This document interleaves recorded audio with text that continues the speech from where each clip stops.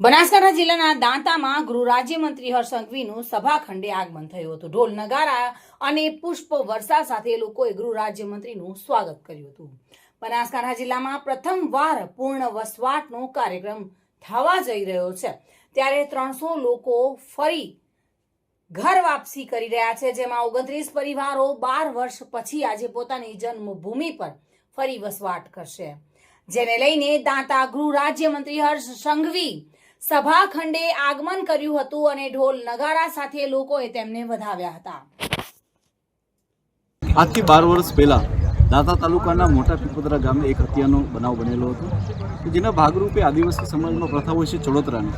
અને ચડોતરાની પ્રથામાં માત્ર જે વ્યક્તિએ કૃત્ય કર્યું છે તેને નહીં, પરંતુ એક આખા મોટા સમાજને સજા દેવામાં આવતી હોય છે. તો કોદરવી ફેમિલીના 29 જેટલા પરિવારો, જે કુલ મળીને 300થી વધારે લોકો થતા, તમામને તેમના ગામમાંથી બહિષ્કૃત કરી દેવામાં આવ્યા. તેમની 8.5 હેક્ટર જગ્યામાંથી એ લોકોને ખસેડી દેવામાં આવ્યા.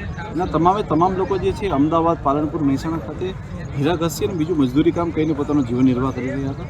અમે લોકોને અરજી મળતા અમે તમામ પંચોને ભેગા કરી, તમામ પંચોની સમજાવટ બાદ સરકારની મદદથી આજે આ તમામ લોકોનું પુનર્વસન થઈ રહ્યું છે. અહીંયા એમના માટે લાઇટ, પાણી અને રસ્તાની સુવિધાઓ પણ કરવામાં આવી રહી છે. અને તમામ ફેમિલીને પાછા આજે અહીંયા લઈ આવી દેવામાં આવ્યા છે.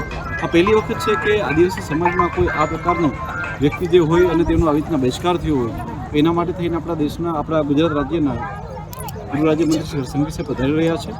અને તેમના દ્વારા જે છે એ ખેતરમાં વાવણી કરી અને તમામ પંચોને સંદેશો દેવામાં આવશે કે આવા કુરિવાજો કે જેમાં નિર્દોષોને પણ પોતાની જગ્યાએથી વિસ્થાપિત કરી દેવામાં આવે, સામાજિક બહિષ્કાર કરી દેવામાં આવે, આ વસ્તુની પ્રથા બંધ કરી અને તમામ લોકો સરકારશ્રી સાથે જોડાય અને તમામ લોકોનો સારો વિકાસ થાય એના માટેનો એક કાર્યક્રમ છે.